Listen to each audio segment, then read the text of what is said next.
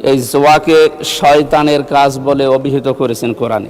মিনাশ শাইতানির রাজিম। ইয়া আইয়ুহাল্লাযীনা আমানু ইন্নামাল খামরু ওয়াল মাইসিরু ওয়াল আনসাবু ওয়াল আজলামু রিজসুম মিন আমালিশ শাইতান ফাজতানিবুহু লাআল্লাকুম তুফলিহুন।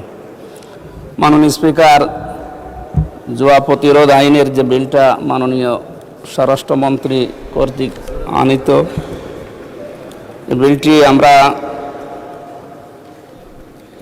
150 বছরের পুরাতন শুনলাম। এর আগে কোরআনে কারীম 1500 বছর আগে নাজিল হওয়া কিতাব।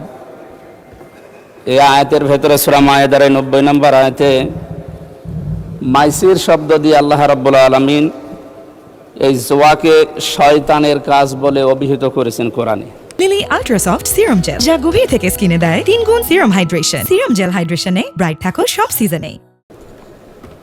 আমার মনে হয় 1972 সালে বা 71 সালে যে সংবিধান রচনা হয়েছিল, ওই সময় এই বিলটা যদি এই সংসদে কার্যকর অবস্থায় থাকতো, তাহলে জুয়ার কারণে আমাদের পরিবার, সমাজ এবং রাষ্ট্রের যে অবস্থা আজ, এই অবস্থা আমাদের দেখতে হতো না।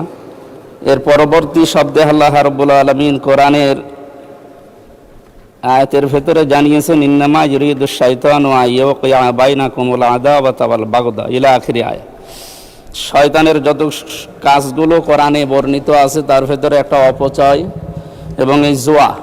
এখানে 4টার বিষয়ের ভেতরে 2 নম্বরে জুয়ার কথা আছে। সুতরাং আমরা শয়তানের এই কাজগুলোর দ্বারা তার উদ্দেশ্য হচ্ছে ব্যক্তি, পরিবার এবং সমাজ, রাষ্ট্রের মানুষের ভেতরে অস্থিতিশীল অবস্থা এবং অন্যায় প্রবণতা, বিশেষ করে এখানে 2টা শব্দ দেওয়া আছে, শত্রুতা এবং হিংসা বিদ্বেষ ছড়িয়ে দেওয়া। আমাদের এই সমাজকে মুক্ত করার জন্যে কোরআনে কারিমে বর্ণিত যে নিয়মটা দেওয়া আছে, এই নিয়ম ফলো করার জন্য আহ্বান জানাচ্ছি। লিলি আল্ট্রাসফট সিরাম জেল, যা গভীর থেকে স্কিনে দেয় 3 গুণ সিরাম হাইড্রেশন। সিরাম জেল হাইড্রেশনে ব্রাইট থাকো সব সিজনে।